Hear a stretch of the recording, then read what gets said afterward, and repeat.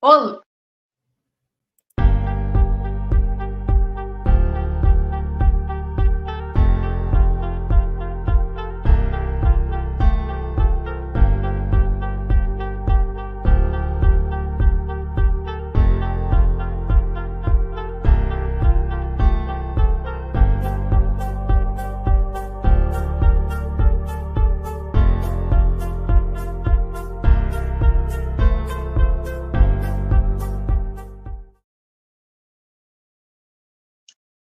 olá, boa noite a todos e todas aqui presentes e também aquelas e aqueles que vão assistir mais tarde. Para quem está chegando agora, que ainda não conhece o nosso canal, se inscreva, curta, compartilhe, comente e mande para os seus amigos, familiares, para que este conteúdo alcance mais pessoas. Bom, eu não estou só.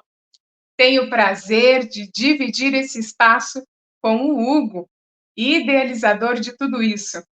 Hugo, boa noite. Oi, Marcela, boa noite, tudo bem?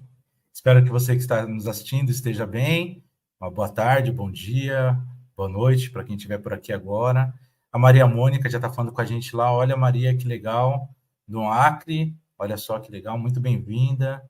Uma ótima noite para a gente e espero que a gente possa construir conhecimento bacana e de libertação. Muito bem, isso aí. E nós, eu e o Hugo, temos a alegria de hoje, dia 8 de março de 2024, Dia Internacional de Luta da Mulher, convidar para o nosso bate-papo essa incrível mulher, Giovana Sarto. Giovana, muito obrigada por aceitar o nosso convite e encontrar um espaço aí na sua agenda para vir falar com a gente. Muito obrigada, Marcela, muito obrigada, Hugo. É um prazer enorme estar aqui hoje, ainda mais nessa data, que é uma data tão importante, muito simbólica e com um tema que é também muito simbólico, né? Então, antes de mais nada, eu queria começar também saudando a você que está assistindo e principalmente saudando a todas nós, mulheres, que hoje celebramos mais um 8 de março em que a gente está viva, né? Que a gente está resistindo nos nossos corpos, nos nossos territórios, nos espaços que a gente ocupa e diante de tantas coisas que nós somos, que nós fazemos, que nós sonhamos. Eu saúdo todas nós, mulheres, na nossa diversidade. E justamente porque somos tantas, é que a gente comemora nesse 8 de março um dia político que tem raízes históricas no movimento operário das mulheres, o nosso dia de lutas e conquistas. Então, muito obrigada mais uma vez por estar aqui. E agora eu estou ansiosa para começar a falar sobre o nosso tema e como que ele atravessa as nossas vidas e ainda mais o dia de hoje. Nós é que estamos super alegres aqui, mas antes disso, nós vamos falar um pouquinho do currículo dessa grande mulher aí, tão jovem mulher, com um currículo super extenso. Gente, vamos lá, riquíssimo. Giovana é mestra e doutoranda em Ciências da Religião, especialista em Religião, Sociedade e Cultura, professora licenciada. Participou do programa de intercâmbio de extensão universitária no Instituto Superior de Ciências Sociais e Políticas da Universidade de Lisboa, estudando ciências políticas. Participou também no programa Bridge Gaps na Universidade Livre de Amsterdã, estudando teologia. Possui qualificação para lecionar filosofia para crianças através do método de investigação dialógica. É editora e membro da equipe editorial da revista científica Sacrileges, do programa de pós-graduação em Ciências da Religião da Universidade Federal de Juiz de Fora. Essa revista, gente, preste atenção, recebeu a terceira maior classificação acadêmica, segundo a última avaliação da CAPES. É membro do grupo de pesquisas em religião, gênero e sexualidade, o Indecências da Universidade Federal de Juiz de Fora, e também é membro do grupo de pesquisas em religião, ensino religioso e sociedade, NERES, do Instituto Federal de Alagoas. Uau! Então, neste dia tão significativo para nós, mulheres, que buscamos e lutamos, cada uma do seu jeito, por direitos iguais, por respeito, por liberdade, dignidade, alteridade, segurança, justiça, paz e tantas outras lutas, vamos falar de uma mulher e muitas mulheres. Maria e nós. Mariologia em perspectiva feminista. Então, vamos começar. Giovana, conta aqui pra gente. Por que você escolheu estudar Maria? Obrigada, Marcela. Bom, antes de responder essa pergunta, eu queria dizer que quando eu fui convidada para participar dessa conversa, nessa data tão especial, a primeira coisa que me veio em mente foi o quanto que Maria é um tema relevante. E nos dias atuais a gente ouve tantas histórias de tantas Marias, né? Histórias de mulheres que enfrentam situações de guerra, de fome, de violência, de morte. Histórias de mulheres que, mesmo diante de tantas coisas absurdas que têm acontecido, têm a coragem de lutar pela sobrevivência e pela garantia da esperança, do trabalho e da vida. Essas mulheres que têm assumido o dizer sobre a sua própria existência têm muito a dizer também sobre o que a Mariologia feminista tem seguido, né? Pelos caminhos que a Mariologia feminista tem trilhado. E, para mim, a Mariologia feminista tem esse poder, essa potência de unir as nossas para que a gente tenha a coragem de dizer ou de redizer sobre as histórias das mulheres, inclusive Maria. E aí, uma coisa que eu queria compartilhar é que hoje eu vi muitos posts nas redes sociais, principalmente, às vezes, vinculadas a instituições religiosas ou não, mas saudando as mulheres a partir do exemplo da Rainha Mariana, Mãe de Deus e Mãe da Igreja. Mas aí eu fiquei pensando no quanto que isso tudo parece um grande eufemismo, para não dizer a coisa mais óbvia que a gente pensa quando associa essa figura ao dia de hoje, que é que antes de qualquer título, Maria foi uma mulher pobre, que sofreu violência, que foi perguntada e que disse sim a uma gravidez divina, que teve a coragem para contar ao seu noivo tal situação, que dificilmente poderia ser explicada pela racionalidade humana, né? Pensa só, você chegar para o seu noivo, naquele momento histórico, para dizer que você estava grávida e que você soube a partir de um anjo, da visita de um anjo, você disse sim àquela gravidez, então precisava de coragem para assumir aquela situação diante de uma pessoa que significava tanto afetivamente, quanto politicamente e socialmente para aquela mulher. Essa mesma mulher encarou os incômodos dessa gravidez, estando em fuga da sua cidade natal, né? Deu à luz em um espaço insalubre para aquele evento, sofreu pobreza, sofreu insegurança, sofreu o medo que uma ditadura causa, e no final ainda viu seu filho morrer numa cruz e permaneceu. E Maria permaneceu.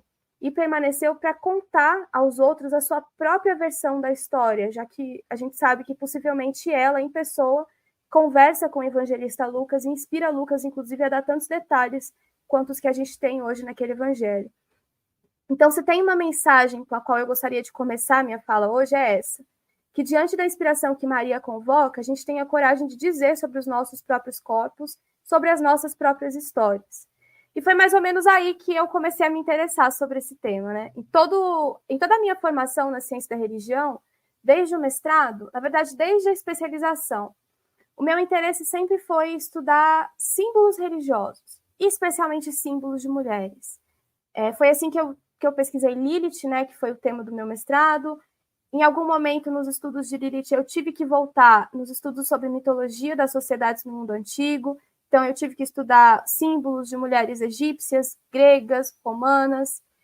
E aí, lá no meio do meu mestrado, estudando a obra da teóloga argentina Marcela Altaús-Reed, eu fui convocada, na verdade, eu fui provocada a estudar o símbolo de Maria. Isso porque essa autora, essa teóloga argentina, que inclusive para quem não conhece, eu recomendo que procure, que se familiarize com a obra, porque é uma das grandes obras que a gente tem na teologia latino-americana hoje. A Marcela faz uma reflexão muito importante sobre o porquê a simples e empobrecida Maria, a mulher mãe de Jesus de Nazaré, foi transformada na Virgem, né? Esse símbolo da Virgem que é tão caro na América Latina. E aí essa teóloga vai observar e se perguntar pelo tipo de teologia que se apropriou dessa construção simbólica e quais os efeitos que isso teve, ou seja, o que ela causou, especialmente nos povos violentados durante a colonização. E aí, essa é toda uma história, tem um contexto específico, mas uma das coisas que me fez começar a me interessar por essa discussão sobre Maria e depois adentrar no campo da Mariologia, primeiro foi justamente essa crítica de Marcela à construção simbólica da Virgem e os efeitos que essa Virgem teve nos corpos e na construção que a gente tem hoje de gênero e sexualidade das mulheres na América Latina. Mas aí esse foi um parênteses, né? Essa foi uma questão inicial. Eu vi que a Marla perguntou o nome da teóloga. Ela chama Marcela Altaus Reed. Depois eu posso deixar escrito nos comentários do vídeo, eu posso colocar, depois que acabar essa live, eu escrevo o nome dela completo e posso indicar também alguns dos livros mais importantes e mais famosos dela. Então, esse foi um ponto, né? Eu comecei a estudar Maria pela questão da decolonialidade, pela crítica a essa configuração da Virgem como modelo colonial que serviu para a colonização da América Latina e principalmente para a violência contra os corpos das mulheres na América Latina. Mas, além disso, tinha também um outro motivo, e dessa vez um motivo que talvez seja o principal, que é o motivo mais intimista. Desde muito pequena, eu acompanhei... Isso, a Marcela colocou ali. A outra Marcela colocou o nome da Marcela Altaus Reed. É assim mesmo, é essa Marcela. Então, o segundo motivo pelo qual eu comecei a estudar Maria foi um motivo bastante intimista, que é que desde muito cedo eu tive a existência atravessada pela devoção ao símbolo de Maria. Mas essa devoção não era de qualquer Maria, era de Nossa Senhora Aparecida. E aí eu me lembro, desde muito nova, acompanhando minha família várias vezes em excursões na cidade de Aparecida do Norte, no interior do estado de São Paulo, para visitar a imagem que toma lugar principal no Santuário de Nossa Senhora Aparecida. E aqui eu não vou fazer grandes introduções sobre Nossa Senhora Aparecida, porque eu estou presumindo que grande parte das pessoas que estão escutando essa live hoje já conheçam, ou pelo menos tenham alguma ideia do que se trata Nossa Senhora Aparecida. Afinal de contas, ela é muito importante na devoção popular brasileira e ela é uma das maiores referências de identidade religiosa que a gente tem hoje no nosso país, né? E aí, nessas visitas que eu tive ao Santuário de Aparecida, sempre me chamou a atenção a multidão de pessoas que estava ali nas principais ruas da cidade sempre, né? E essa cidade que hoje chama Aparecida do Norte, antigamente costumava ser um vilarejo de pescadores.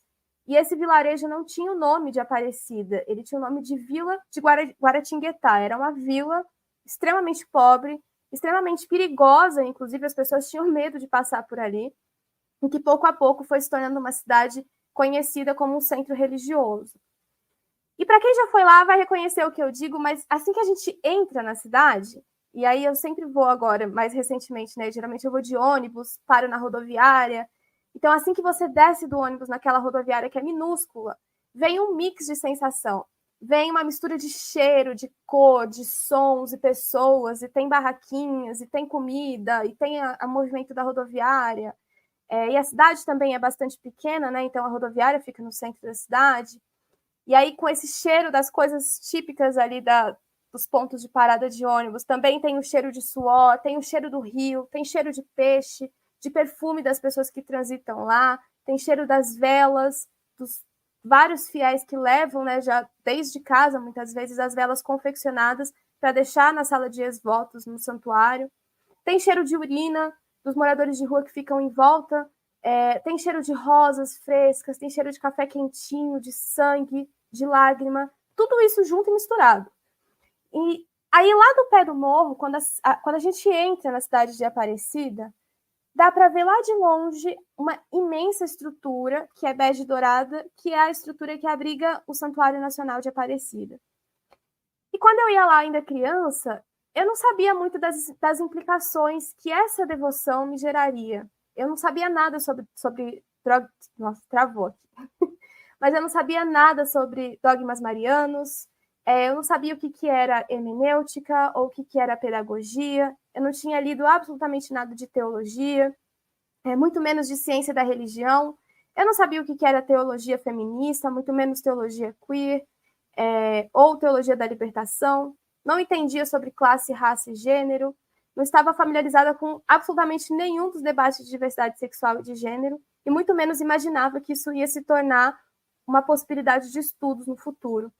Mas uma coisa eu sabia naquele momento, é que eu sempre, tanto a mim, quanto a minha família, quanto as pessoas que chegavam nas excursões com a gente sempre esteve muito mais localizado ali, no pé do morro, na entrada da cidade, à margem da estrutura do Santuário Nacional, do que lá no topo, naquela estrutura tão distante e tão cheia de riqueza, né? E tão imponente. E desde criança eu sabia que, como pobre, seria muito difícil estar associada ou me sentir associada a uma santa que ocupava aquela estrutura lá no alto. Aquela santa não parecia a santa que a minha família era devota, ou muito menos a santa que eu me tornei devota. Isso porque aquela era uma estrutura que parecia reivindicar, ou parecia que assegurava para si mesma uma estabilidade, uma nobreza, uma normatividade, que depois eu vou entender como uma cis-heteronormatividade, associada a uma perfeição da qual nenhum de nós jamais vai alcançar. Então me parecia um lugar sem cheiro, diferente dali do pé do morro, aquela basílica lá no alto, aquela estrutura que era a casa daquela santa, parecia um lugar sem cheiro, sem cor, diferente de lá de baixo. Então naquela vila de pescadores, naquela base, os limites da basílica dava para a gente transitar de forma livre.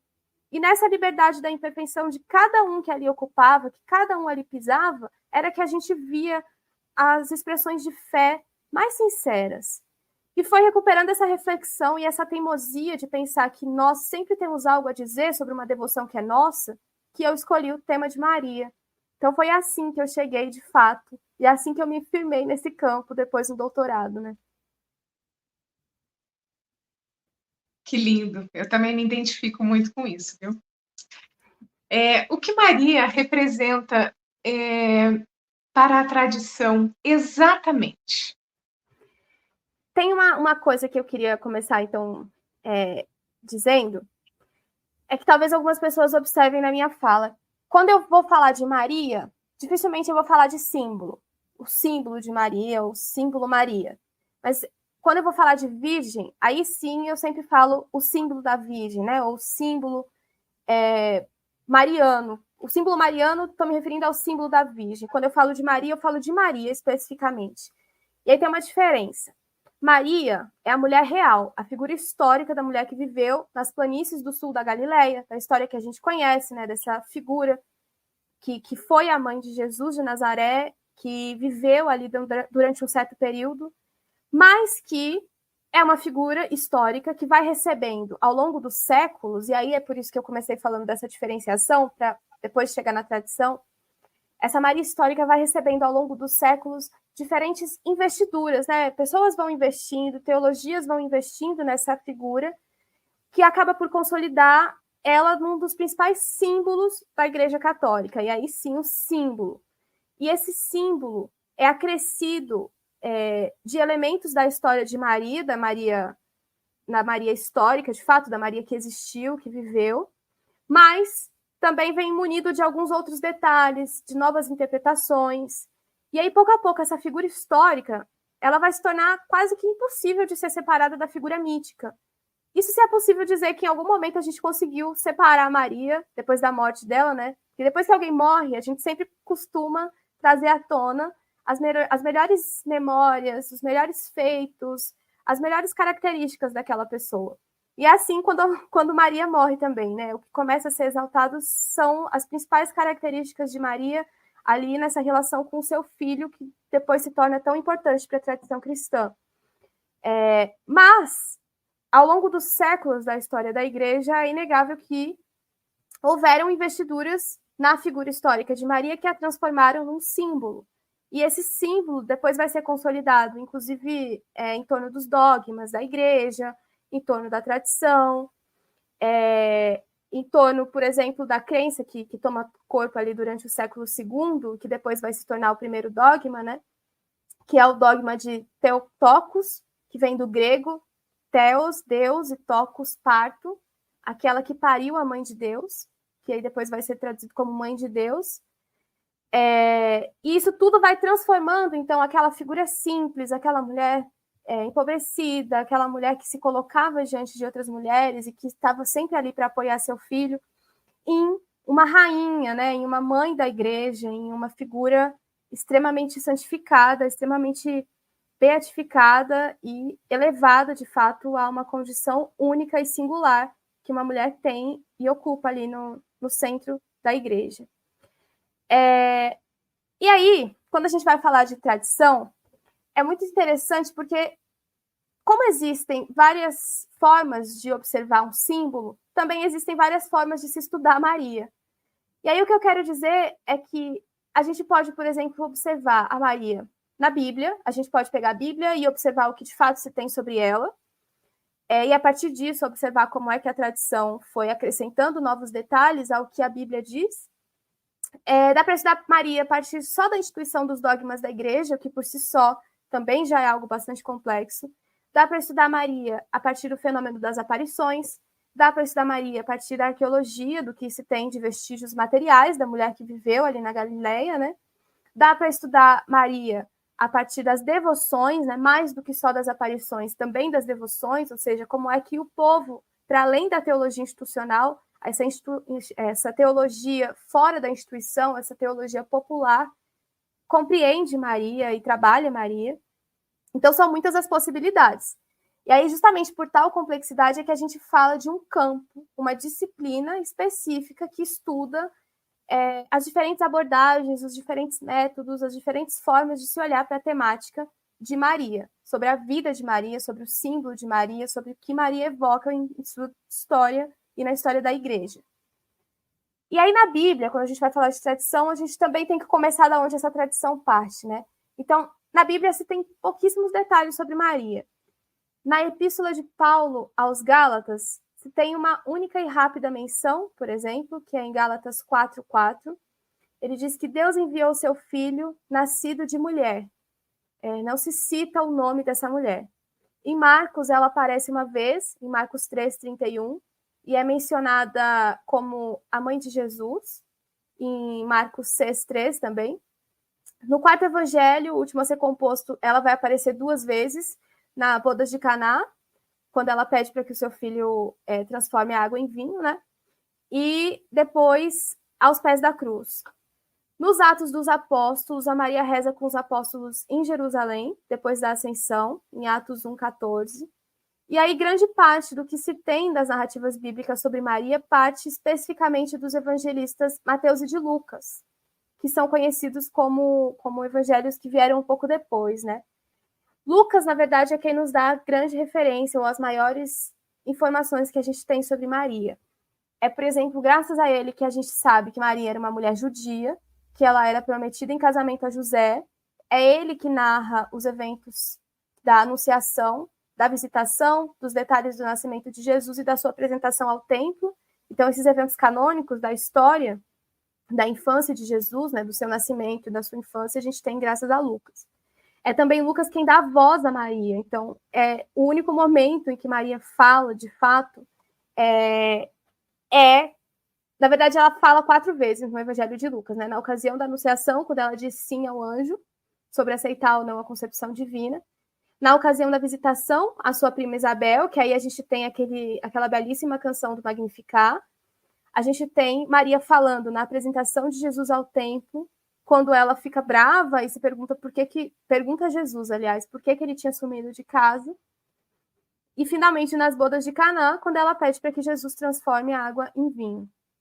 E aí, esses detalhes todos, ou principalmente a falta de detalhes que a gente tem, porque a gente não sabe mais informações sobre a vida de Maria, a gente sempre sabe sobre detalhes de Maria associados a algum evento ou à própria vida de Jesus. Mas de Maria, de fato, pouco se sabe. No máximo que ela era judia, que ela era bastante nova quando deu à luz, e pela tradição católica que ela foi assunta aos céus.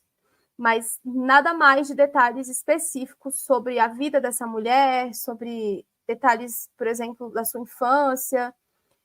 O fato é que, justamente pela falta de detalhes, se inspirou ao longo do tempo uma série de interpretações sobre a origem histórico-religiosa de Maria.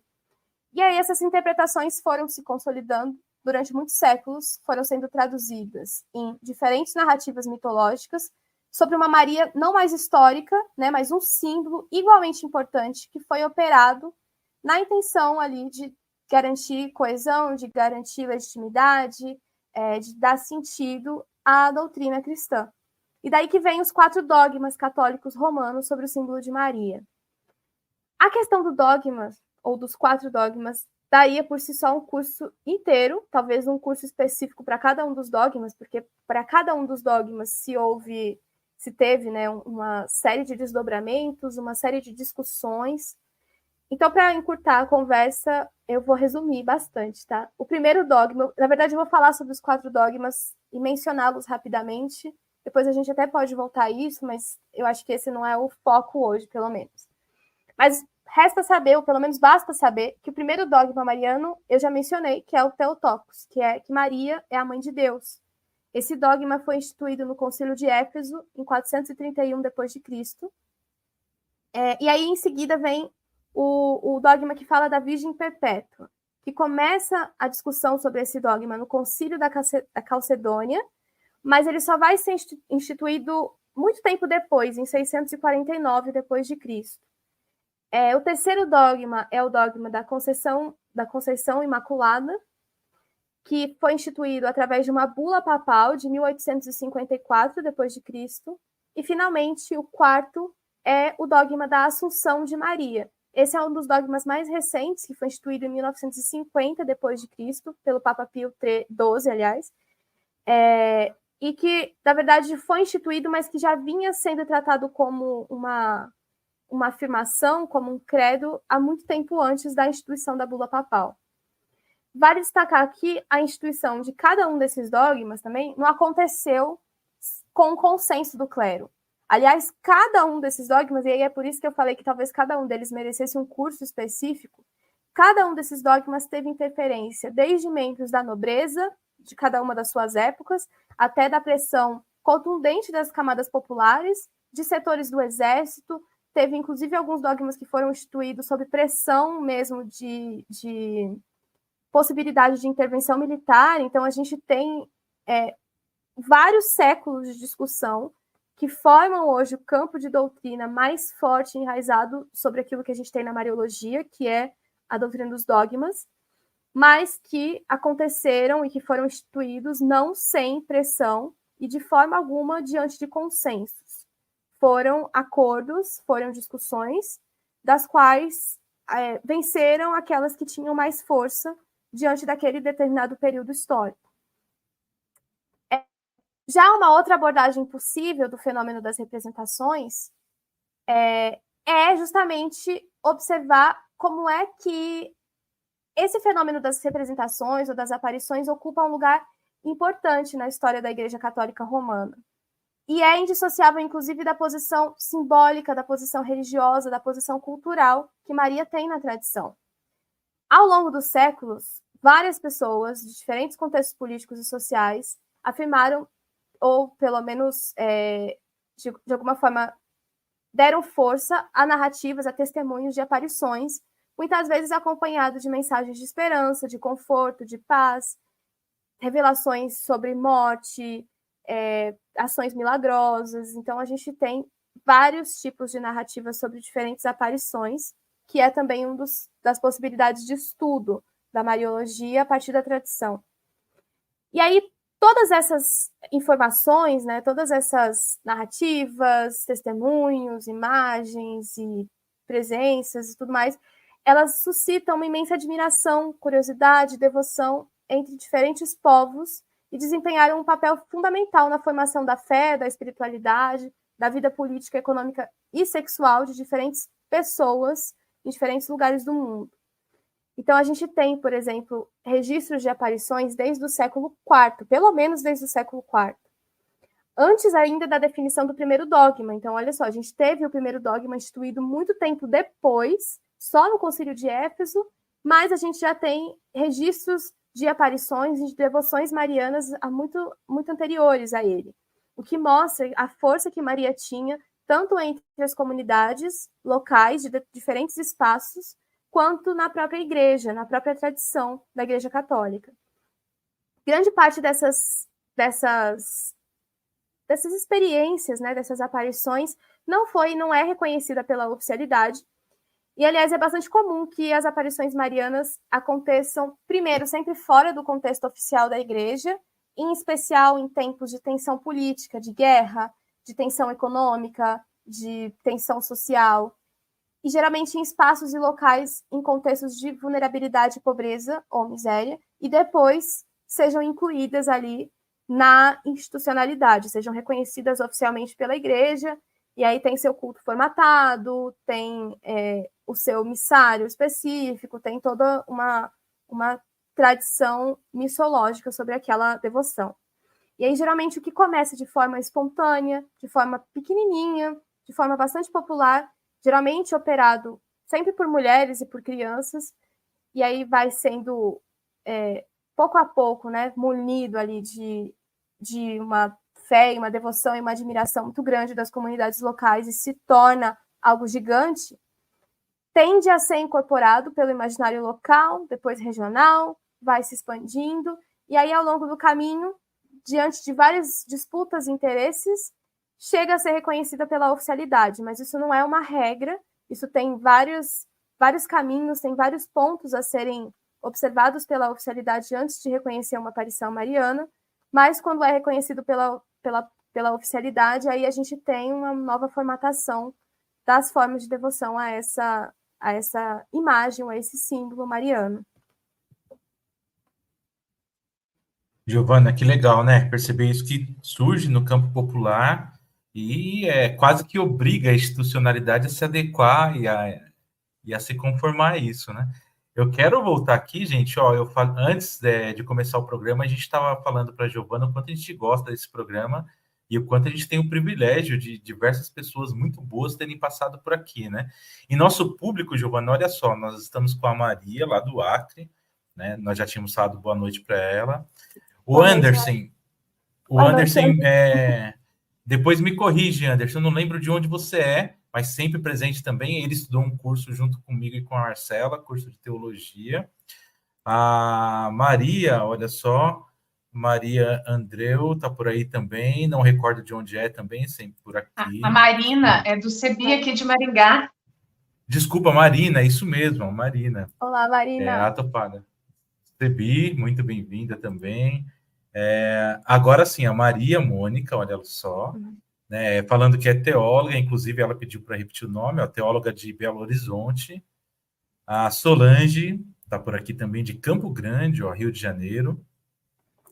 O Hildo, olha só, o Hildo sempre por aqui, já esteve conosco aqui, falando sobre Paulo e as mulheres, inclusive. Foi nosso primeiro desse ano, Marcelo? Do ano passado, foi o nosso primeiro da nossa estreia. Tá na hora de voltar já, Hildo. Olha só, espera aí que a gente vai te convidar de novo no Carão para você voltar para nós aqui. Muito bom, Hildo por aí também. Olha só, ele fala Maria, mulher revolucionária, e cita, né, parte do cântico que a Giovana citou, né, que depois os poderosos de seus tronos e a humilhados exaltou, acumulou de bens os famintos e despediu os ricos de mãos vazias, né? E no dia de hoje esse trecho faz todo sentido, né? A Tereza por aqui também, olha lá. Deus continue abençoando todas as mulheres que, juntamente com seus companheiros de caminhada, escrevem novas histórias de vida. Muito legal, Tereza. Uma ótima noite. E parabéns novamente a todas as mulheres aí pelo dia de luta. A Maria José, boa noite. Maria, mulher de resistência da construção e desconstrução. Muito legal. A Betânia, M. Betânia, suponho que seja Maria Betânia, também pelo tema do dia. Se não for, me corrija, M. Betânia, por favor. Muito boa noite. Olha quantas Marias nós temos aqui hoje, hein, gente? Maria Couto, muito bem-vinda, muito obrigado também. Tá vendo? Eu comecei dizendo que a gente conta a história sobre Maria, mas na verdade não é sobre uma Maria, né? É sempre sobre várias Marias. Hoje a gente tem várias Marias aqui. Várias Marias, ó. A Tereza, que legal, a Tereza é da congregação Servas de Maria, ó. Mas, ó, Tereza Maria Lacerda. Também tem Maria no nome. E a Maria Couto fez questão de dizer que é de Curitiba, olha só. Associada SMR. Eu não sei o que é, Maria, se você puder explicar para a gente. Servas de Maria, deve ser também, né? Só explica para a gente se é isso mesmo. O Lauro, muito bem-vindo, Lauro. O Lauro é do CEBI frequente. também, estuda com a gente, de Umuarama. Muito legal. O Anderson é aqui da Diocese, de Santo André. Eu ia dizer, mas ele podia me acusar de estar querendo se apropriar aí da pertença. A Rosimara, prima da Marina, olha só, muito obrigado. Marina e família aqui, ó. Muito bom isso. Hugo, quem está com a gente também é a Irene, né? Mas ela disse que não estava conseguindo acessar o chat, né? Nossa, a Irene, nossa boa conselheira das pessoas com deficiência aqui da Diocese de Santo André, e ela possui deficiência visual, né? Então tá muito sempre sábia com a gente aqui também. Legal. Giovana, voltando para o tema, né? Eu acho muito legal a provocação que você faz. Já assisti algumas falas suas e sempre aprendo muito com isso, assim. A perspectiva feminista, né? A Mariologia em perspectiva feminista, né? Se você puder falar um pouquinho para a gente por que disso, né? E como que isso acontece, agradeço bastante.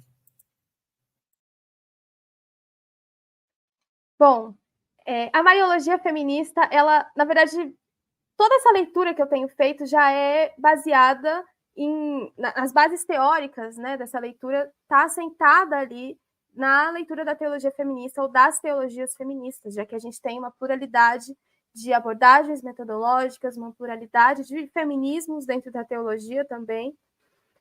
Mas uma coisa que é importante começar dizendo é primeiro sobre como é que se dá essa leitura feminista diante do símbolo de Maria, né? E aí o que a gente observa é que há a construção e a consolidação do símbolo mariano como um elemento de poder sexual e político no campo religioso, e especificamente no campo religioso brasileiro, do qual depois eu posso falar também. Mas fato é que no processo de enrijecimento moral da igreja, da instituição de um direito civil que foi centrado na figura masculina, e aí quem fez teologia pode dizer muito melhor do que eu, como base só na ciência da religião, e enfim. Quando se institui, então, um direito civil, aposta-se também no modelo ideal da virgem santa e casta. E aí essa virgem ela vai fazer oposição a todos os tipos não ideal de mulher. E que tipos são esses? A mulher, a bruxa, a feiticeira, a mulher demônio, a divindade que é indesejada e maligna, herege, pecadora, dentre tantos outros modelos simbólicos de comportamento transgressores e rebeldes de figura de mulheres. Inclusive, foi aí que entrou a minha pesquisa de mestrado sobre Lilith. E aí essa oposição entre a virgem e aquela que a prostituta, né, é uma oposição dualista. Ela, por vezes, serviu como exemplo que ensinava formas de comportamento e conduta que se esperava das mulheres e do que não se esperava das mulheres. Então, como é que as mulheres deveriam se comportar, ou ser, ou sonhar, diante de uma sociedade que privilegiava os homens e que privilegiava um modelo específico de família e um modelo específico de poder político também, de quem acessava esse poder político. E é justamente dessa desconfiança e dessa interpretação que as teologias feministas têm grandes contribuições para observar esse símbolo. E aí a Lilian Salles, que também é uma teórica bastante importante, ela vai dizer que, enquanto a imagem da Virgem se fortalecia enquanto símbolo exemplar mesmo da mulher, submissa ao poder do homem, também se fortalecia a imagem de Maria como mediadora da relação entre a divindade e a humanidade. E aí, simultaneamente, esse símbolo ele vai reforçar tanto o modelo patriarcal do direito do paterfamilias, mas ele também vai oferecer às mulheres um elemento de identidade. E aí é que entra a complexidade do símbolo mariano e por que às vezes é tão difícil e às vezes as pessoas, para falar de Maria dentro de uma perspectiva libertadora, têm tanto medo de enfrentar alguns dos tabus ou algumas das questões sobre esse símbolo, né? Primeiro porque é um símbolo muito caro na fé, na devoção católica romana. Segundo, porque Maria ela tem essa dupla entrada. Ela é um modelo que assegura uma estabilidade, que está amparada dentro de uma concepção patriarcal, de mulher, inclusive, mas, ao mesmo tempo, ela é um elemento importantíssimo de identidade para as mulheres e também para os homens que são devotos de Maria.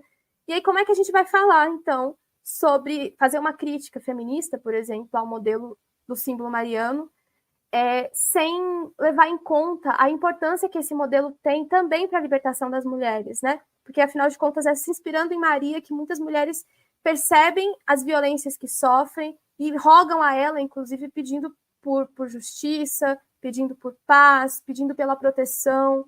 Então, como é que a gente faz isso?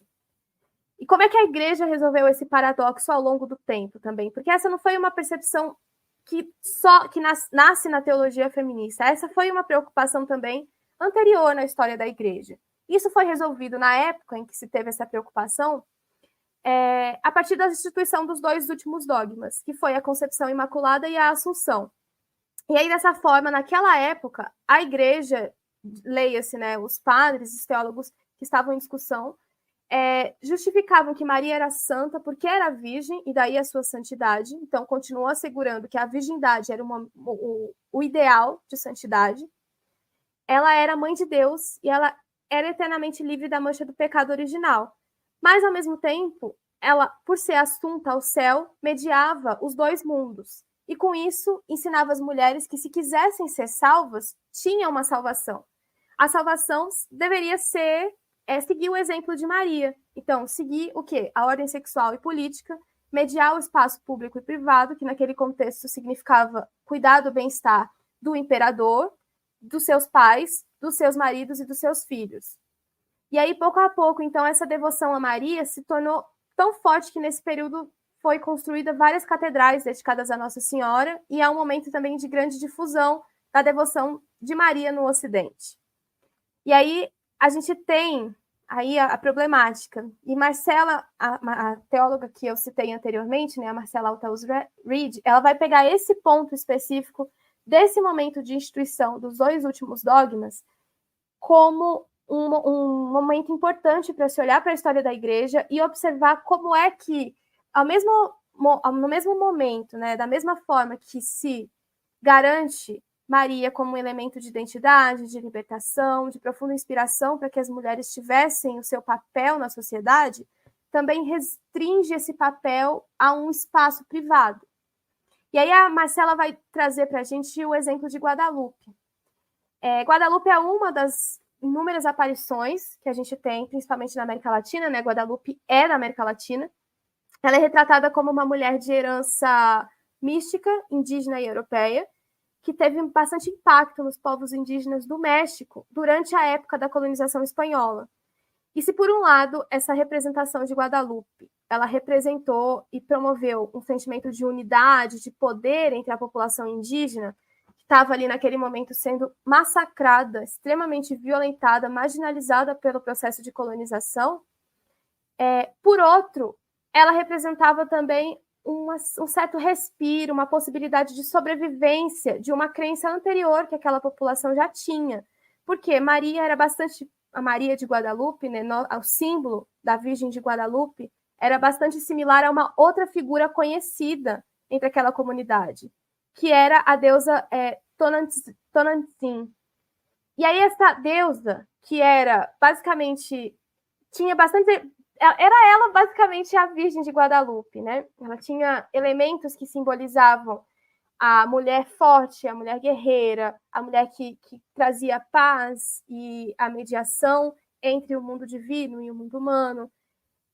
Por outro lado, essa incorporação dessa nova santa, né, essa Guadalupe, essa Virgem Guadalupe cristã, ela facilita a imposição e a assimilação da religiosidade do colonizador na cultura e na religiosidade do povo colonizado. E aí esse processo, claro que não foi unilateral, ele acontece com muita resistência, mas ele também se garante diante de acordos econômicos e sexuais. E que acordos são esses? A Marcela Althaus Reid vai dizer que, na especificidade da Virgem de Guadalupe, teve uma certa idealização do que a figura da deusa indígena representava e o que ela passou a significar depois da aparição de Guadalupe. Nos dois casos, uma constante foi a subjugação das mulheres e o fortalecimento de uma ideologia colonial e violenta imposta nos corpos dessas mulheres. Então, o que a Marcela diz para a gente é que o culto à Virgem de Guadalupe, na verdade, ele substitui o culto a essa deusa indígena, porque, igualmente, ele promove a nulidade das mulheres a um determinado espaço. Então, aquela deusa garantia a estabilidade entre o mundo divino e o mundo humano, porque ela colocava as mulheres num lugar específico. As mulheres tinham como exemplo a se inspirar e a seguir a história daquela deusa. Mas a história daquela deusa não era necessariamente a experiência que aquelas mulheres estavam tendo naquela comunidade indígena, que igualmente violentava seus corpos. O que a gente teve, então, foi uma substituição, uma narrativa que elas já conheciam e que já sabiam como funcionava, por uma outra narrativa que continuou funcionando da mesma forma e que ainda trazia os elementos de identidade com a qual aquelas mulheres e aquela comunidade como um todo conhecia, né, se identificava na santa anterior a Guadalupe, para garantir, então, que o processo de colonização, do caso específico da religiosidade, mas também de um modelo sexual, fosse tivesse êxito, né? E aí, no Brasil, a gente tem uma situação muito parecida em relação a Nossa Senhora Aparecida. Uma mulher negra que vai ser encontrada por pescadores empobrecidos, que vai ser cultuada inicialmente pelas famílias desses pescadores, mas que pouco a pouco vai ser incorporada pelas elites econômicas, vai ser aceita oficialmente pela igreja, que na verdade não é... Bom, isso a igreja conta para a gente depois, né? Que na verdade não é nem Nossa Senhora Aparecida, tem um nomezinho aí no meio dessa Senhora Aparecida, que é Nossa Senhora da Conceição Aparecida. E esse nomezinho, que por vezes aparece oculto, diz muita coisa. E diz muita coisa porque Nossa Senhora da Conceição é a padroeira de Portugal. E não é a padroeira de Portugal sem motivo. E esse motivo tem a ver principalmente com o período da colonização e com o período em que Portugal vinha sofrendo ataques da França. Então, essa Nossa Senhora é o que garante que Portugal continue sustentando suas raízes coloniais e mantendo seu dinheiro, seu poder político e econômico diante de uma Europa que estava em crise naquele momento. E aí, assim, depois eu vou falar, ou posso falar um pouco mais sobre Nossa Senhora, mas vocês devem estar se perguntando, tá, mas e aí onde que entra a teologia feminista, né? A teologia feminista entra, para a gente analisar a Maria, primeiro a partir da crítica. Então, primeiro, na teologia feminista, quando a gente vai falar sobre método, quando a gente vai fazer mariologia a partir dessa perspectiva, a primeira coisa que a gente tem que fazer é remover pedras.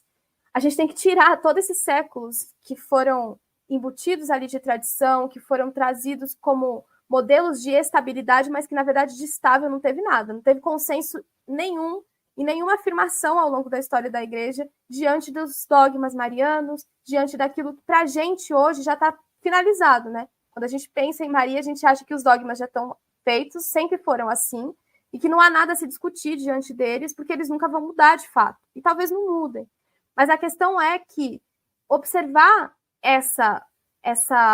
esse passado, essa tradição, que tenta mascarar toda essa tensão e essa disputa em nome de uma falsa seguridade, de uma falsa estaticidade, de uma falsa ideia de que está tudo acabado, pronto, e não deve ser discutido mais, é o primeiro passo para que a gente consiga, então, chegar no segundo passo, que é observar quais as possibilidades que a gente tem, então, diante do que se está dado, né? Então, se primeiro a gente tirou pedras, agora é hora da gente arear o nosso campo, ver quais as possibilidades da gente plantar, o que a gente pode plantar nele. Então, feito isso, olhando a história da tradição da igreja, olhando a história da igreja, observando a tradição mariológica, observando o impacto que essa tradição tem nos corpos, no desenvolvimento das nossas identidades de gênero, no desenvolvimento da nossa fé, da nossa espiritualidade, da nossa relação com o nosso corpo, da nossa relação com a igreja e com os nossos pares, é possível, então, observar o que a gente pensa sobre isso, por exemplo. Acho que o primeiro passo é se perguntar, tá, mas e aí? De que forma é que isso me impacta? Quais questões mais profundas eu posso tirar de toda essa história que agora estudo e que agora eu sei, o que isso me diz em relação às minhas relações pessoais, aos meus costumes, às minhas representações, às minhas interpretações dentro e fora da minha comunidade de fé e da minha sociedade como um todo. E esse exercício, que é um exercício tradicional da teologia clássica da libertação feminista, ele nos ajuda a dizer, ou pelo menos a criar forças para dizer sobre as nossas tradições a partir de uma reflexão outra. Dessa vez, então, é olhar e falar assim, tá bom, mas se tudo isso me foi dito até agora, o que é que eu tenho a dizer?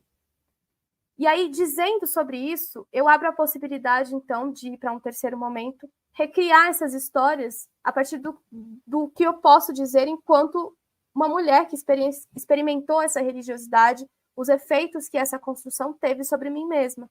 E dentro disso dá para sonhar, então, em construir outras alternativas, ou pelo menos em reconhecer que existem outras leituras possíveis, que uma leitura específica nunca é uma leitura específica.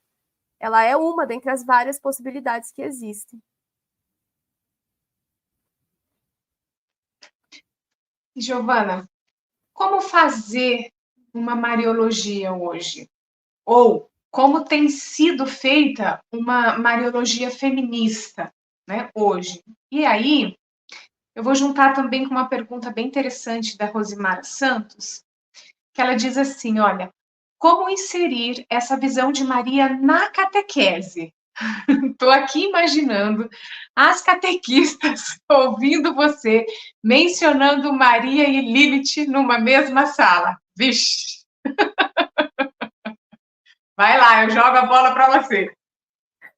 Olha, eu vou começar primeiro sobre a pergunta, para depois falar sobre o método. De fato, a gente tem que reconhecer os espaços que a gente ocupa. Então, numa catequese, primeiro exercício que a gente se faz é ver quem é que está na catequese. Se for turma muito pequena, a gente tem que ter ali uma desenvoltura, a gente tem que abordar a temática de uma forma um pouco mais simples, talvez trazendo elementos que as próprias crianças já conheçam, talvez se perguntar para as crianças o que é que elas sabem sobre Maria, e questionando a partir dessa sabedoria que elas trazem consigo próprias, o que é que se pode fazer a partir disso, seja um bom caminho.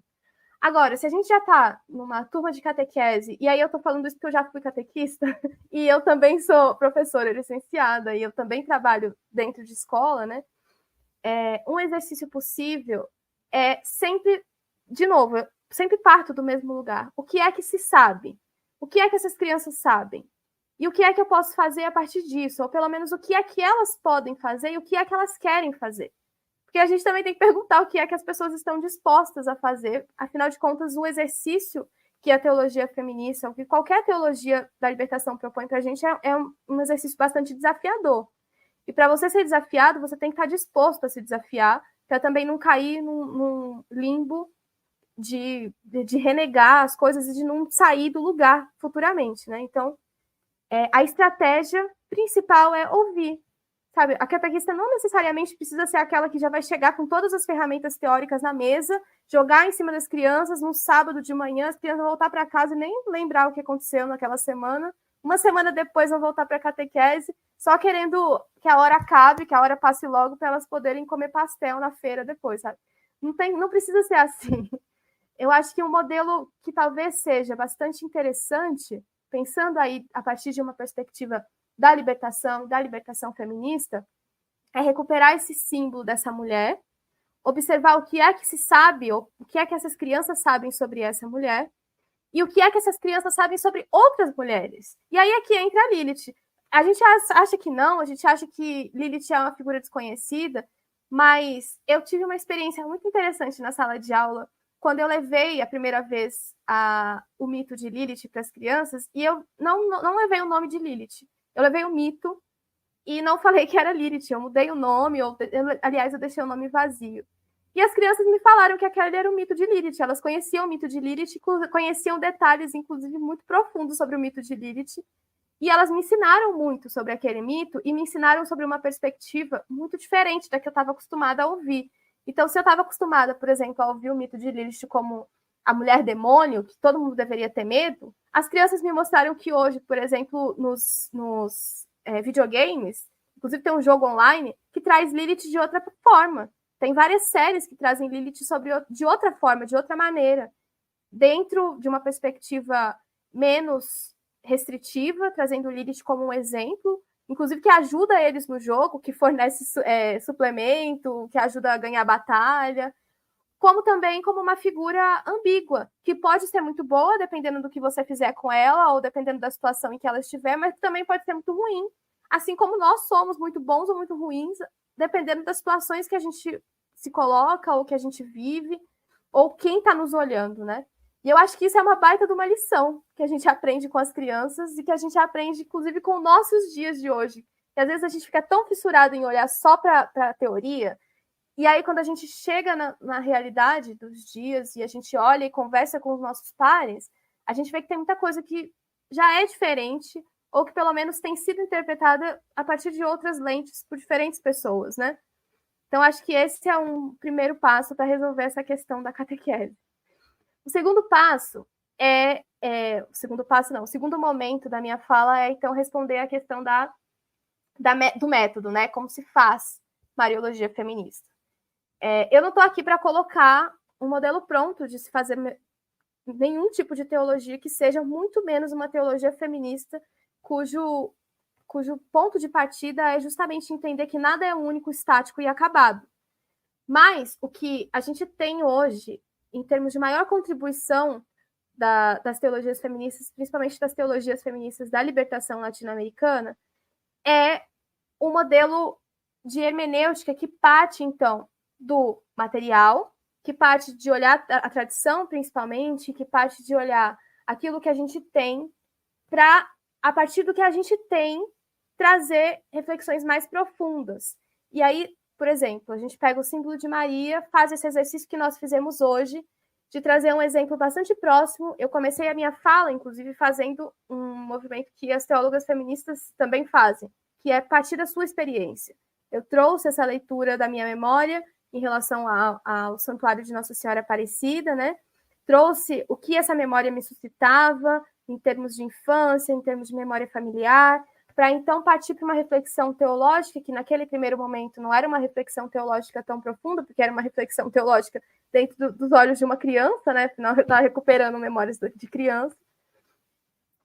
Para então partir para um desenvolvimento mais bruto do que é teologia, do que é mariologia, do que é tradição popular, do que não é tradição, para finalmente, então, talvez ter ferramentas suficientes para se pensar outras possibilidades de trabalhar o símbolo de Maria. E aí, a contribuição que uma mariologia feminista traz para a gente, por exemplo, é observar que essas mulheres, ou que a Maria não é a Maria por si só única e acabada.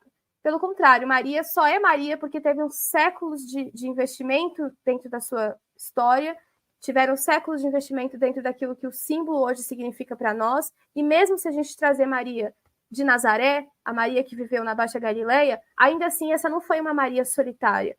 Ela foi uma Maria que viveu com a sua prima, que fez uma canção belíssima, como é o Magnificat, que trouxe histórias, que disse bastante sobre a sua própria vida, apesar de só aparecer no Evangelho de Mateus, né? de Lucas, aliás, mas pelo menos ela diz sobre a sua própria história. E acho que esse dizer, é uma Maria que permanece também, né? Uma Maria que fica. E isso diz muito. E quando a gente vai trazer uma contribuição feminista para essa tradição, a gente pode, por exemplo, trazer na formação religiosa leiga, como a nossa colega trouxe ali a questão da catequese, a gente pode trazer em cursos de teologia, de ciência da religião, em estudos ecológicos, estudos sociológicos, estudos feministas, estudos filosóficos. A gente pode fazer ou trazer uma perspectiva mariológica feminista ou da teologia da libertação feminista na militância política, na promoção de espaços seguros de acolhimento respeitoso, diálogo, na incorporação de valores que esse símbolo de uma Maria mulher, mais do que só a Maria mãe ou a Virgem, inspira em termos de liberdade, de força. Então, não é só ler por ler um símbolo, né? Mas é ler e suscitar uma ação, ou pelo menos ser instigado a agir a partir de determinado ideal que foi transformado nesse exercício de leitura. Afinal de contas, ler e reler um símbolo de forma crítica e reflexiva sempre te transforma. E essa transformação, ela é uma transformação ativa, que precisa te convocar a alguma ação. Se ela não te convoca ou não te incomoda a ponto de ser tão significativa assim, é porque provavelmente ela não foi tão profunda e tão crítica como ela deveria ter sido. Então, acho que essa é uma das principais contribuições e também um dos principais métodos que essa teologia, essa leitura mariológica pode trazer para nós.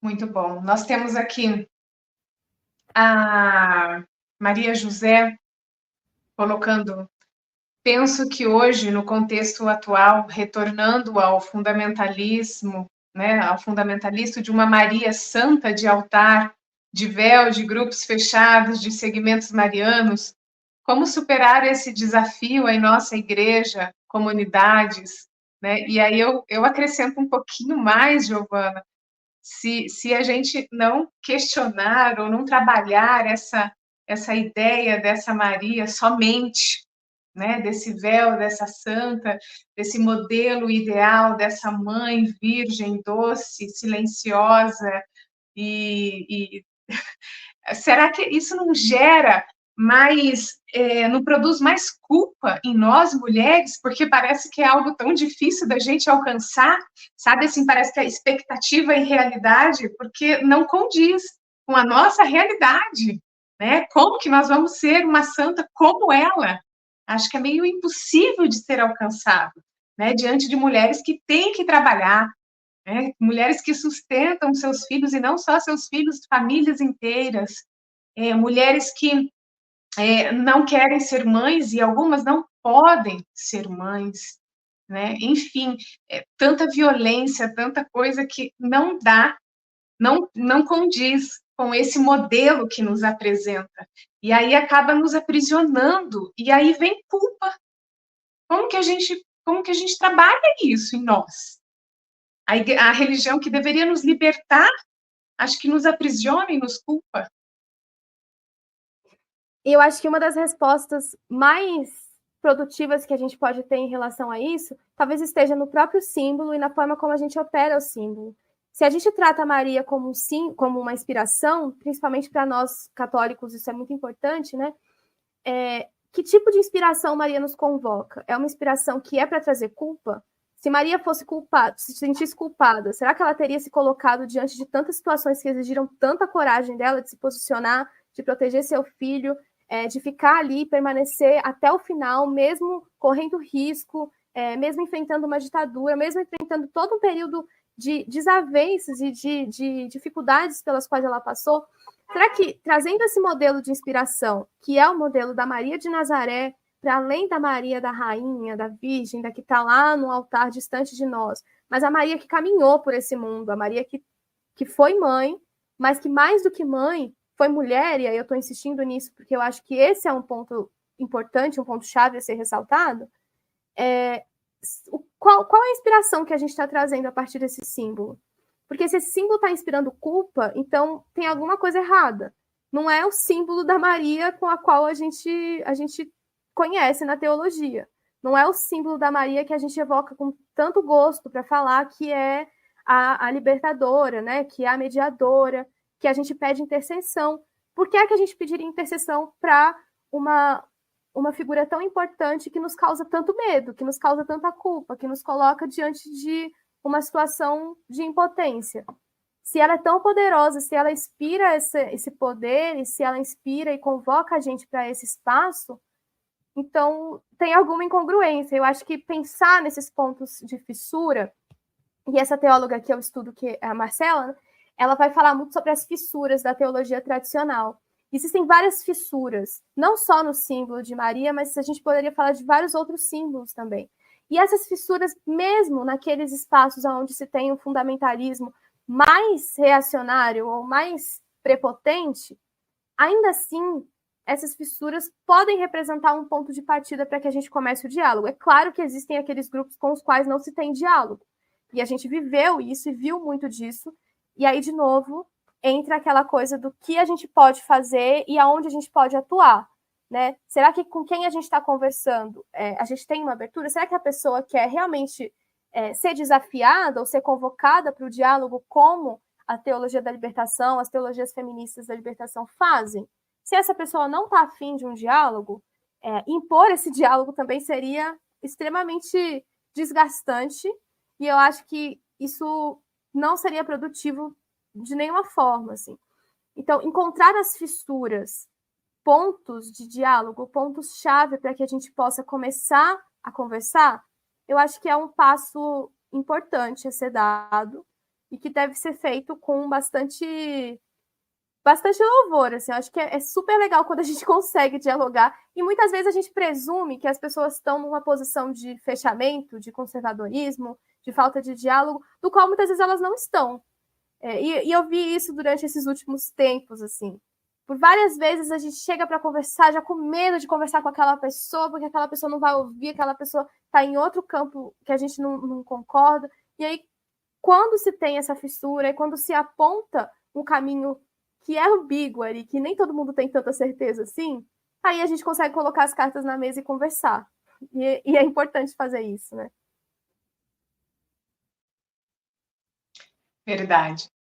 A Maria Mônica Gomes Coutinho, ela perguntou o nome da segunda teóloga que você mencionou aqui, depois da Marcela. Você lembra?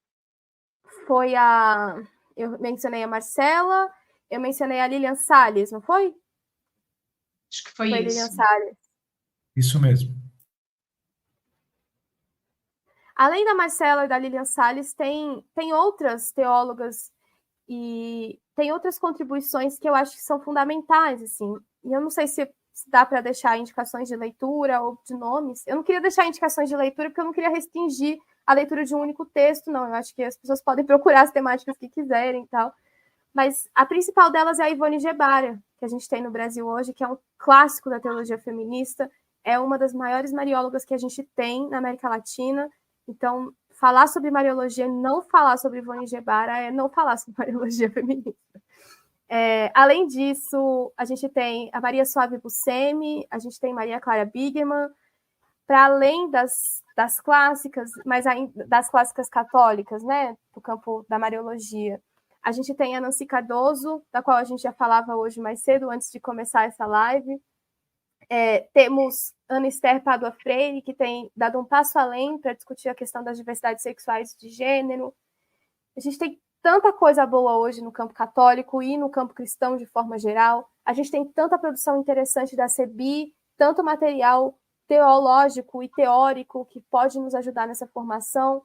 Então, sempre procurem esses materiais. A CEBI tem um grande acervo, assim. Eu sou fã da CEBI, eu tenho uma biblioteca inteira só de coisas da CEBI. Eu acho que a CEBI é a grande patrocinadora da minha pesquisa bibliográfica no doutorado.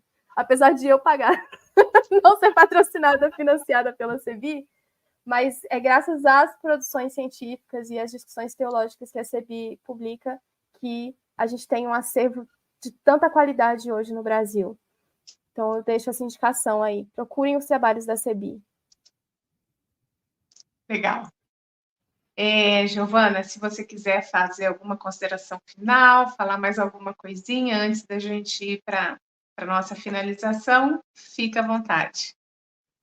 Eu só queria acrescentar que, como nós falamos agora há pouco sobre as teólogas, né? E eu mencionei também a CEBI, as companheiras da CEBI, as produções da CEBI, que já desde 1979 que tem produzido. Mas, para além da CEBI, também tem outros movimentos importantes hoje. A gente tem as Católicas pelo Direito de Decidir, que também atua desde 1993. A gente tem a Rede Nacional de Católicos LGBTs, que é unido também às diferentes discussões sobre diversidade sexual e de gênero.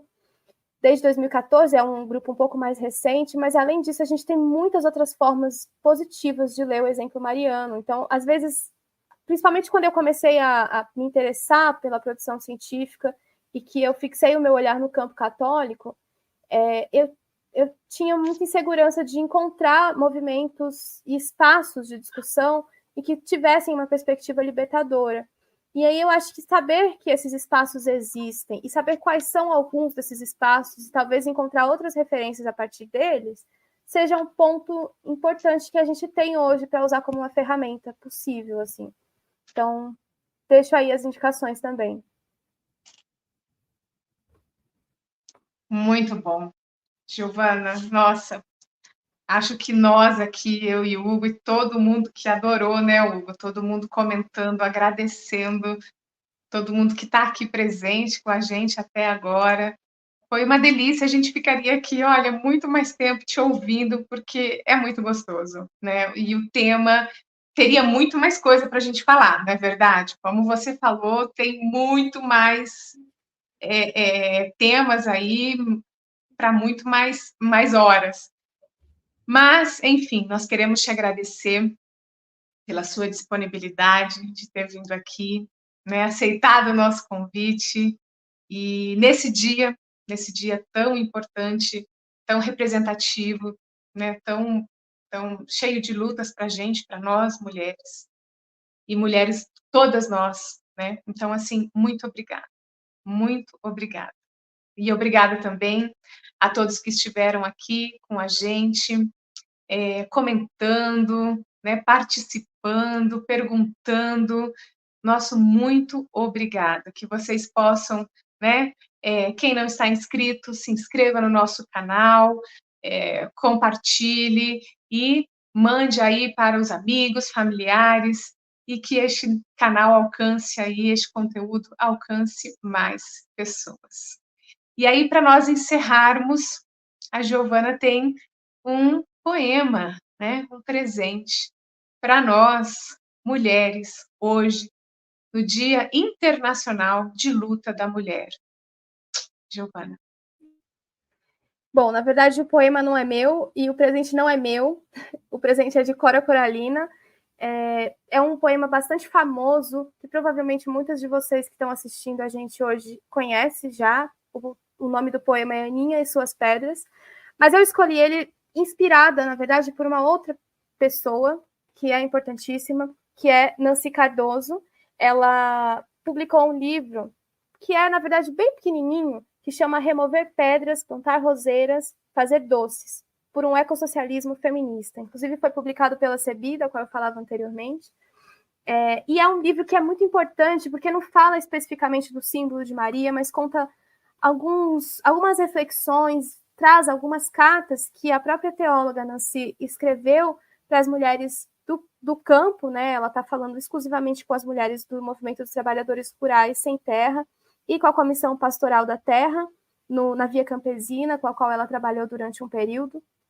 E aí ela traz esse poema para pensar, a partir de uma perspectiva feminista, algumas das metodologias possíveis para se fazer ou para se trilhar novos caminhos de cristandade, mas para além da cristandade, novos caminhos de relação com as nossas, né, com nós enquanto mulheres, com a nossa terra, com o nosso corpo e com a nossa espiritualidade.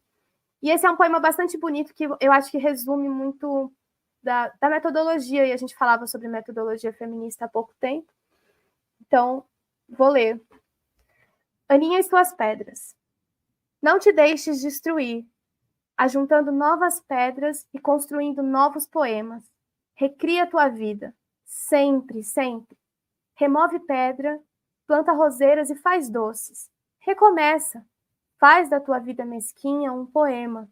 Viverás no coração dos jovens e na memória das gerações que hão de vir. Essa é fonte para o uso de todos os sedentos. Toma a tua parte. Venha a estas páginas e não entrave seu uso aos que têm sede. Esse é um trecho, então, com essa mensagem eu termino a minha fala hoje e desejando para todas as mulheres um feliz Dia das Mulheres, que a gente continue lutando e sonhando novas possibilidades, para que a gente nunca nos deixemos destruir e para que a gente nunca esqueça que para realmente conseguir uma transformação em rumo à libertação na teologia, nas nossas comunidades de fé, mas também no mundo que nós acreditamos, é preciso que a gente remova as pedras, que a gente plante roseiras e para que a gente faça doces a partir de uma nova e deliciosa fonte de vida. E é isso. Que lindo, sem palavras. Feliz Dia Internacional para você, Giovana, e para todas as mulheres que estão nos assistindo. Força e coragem a todas. E agora, o Hugo também vai trazer um recado para a gente.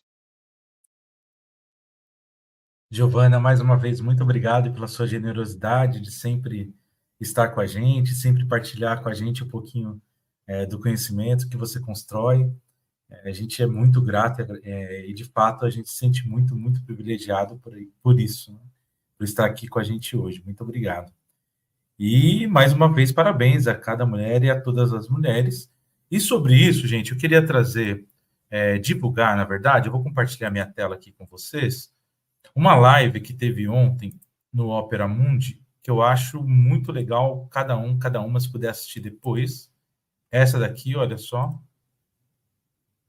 que é, deixa eu, aqui, A Vida das Mulheres Palestinas Importa, com a Franci Rosi, né, de Campos, é uma universitária palestina, né, e a Fernanda é uma grande estudiosa do tema também, ela é do Opera Mundi. E eu vou colocar aqui só um trechinho para a gente ficar com vontade e poder ir lá assistir depois, tá?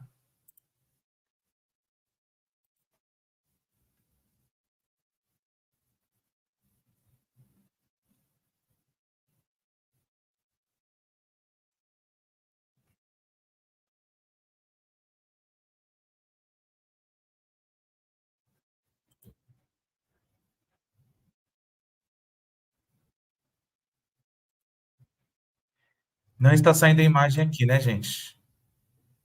Não? Ah, tá, peraí, deixa eu tentar novamente, então, só mais um segundo, por favor. Mas quando eu coloquei do site da Opera Mundi, saiu do vídeo? Saiu? Ah, legal. Vamos tentar novamente aqui. O StreamYard falhou com a gente. Vamos lá, mais uma vez. Tentar colocar como tela cheia aqui. Sempre falha. A gente conta com a tecnologia, mas às vezes ela deixa na mão. Vamos ver, agora vai. Meninas, me digam, por favor, se vai sair o som, tá? A hora que eu colocar. E agora vai a imagem, pelo menos. Agora tá, né? Sim. Ah, legal. O sonho é que a Palestina não tenha mais nenhum checkpoint.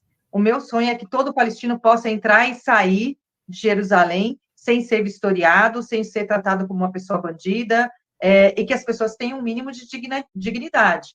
Então, acho que hoje o único caminho viável é a Constituição, a valorização de dois Estados.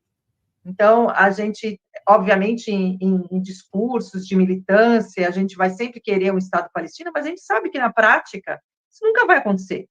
Então, a gente tem que garantir a vida dessas pessoas, garantir a dignidade dessas pessoas e garantir que aquele espaço, que todas aquelas construções indevidas que foram feitas nos últimos tempos em áreas palestinas sejam retirados. Aqueles colonos israelenses de áreas palestinas precisam ser retirados. A colonização precisa parar.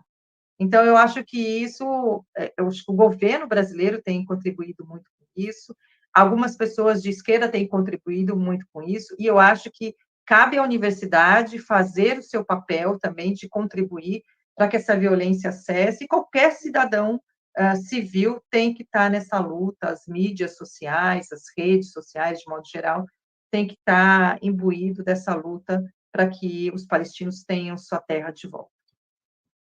Professora, eu te agradeço mais uma vez a presença. Antes a gente fechar e pedir as suas dicas de livro, série, filme, não tem como não deixar também de pedir uma colocação da senhora em relação a que amanhã, 8 de março, Dia Mundial das Mulheres, estamos falando da importância da vida das mulheres palestinas, das mulheres, todas as mulheres, muçulmanas, árabes, enfim. Queria também te ouvir sobre isso, como a senhora vê essa importância desse 8 de março no meio desse genocídio acontecendo. É triste, ao mesmo tempo, a gente precisa lembrar que o 8 de março não é um dia de entregar flores, bombons, doces. A gente até gostaria disso, que fosse isso. Mas o 8 de março é historicamente o dia da resistência das mulheres. É um dia de luta. Então, inclua nas suas pautas, nas suas lutas, os seus discursos, a mulher palestina. Inclua, né, de forma veemente que essas mulheres tenham a dignidade que lhes foram roubadas.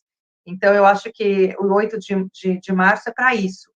Amanhã, aqui em Ribeirão Preto, vai ter aqui na Esplanada, a partir das 5 horas, um grande ato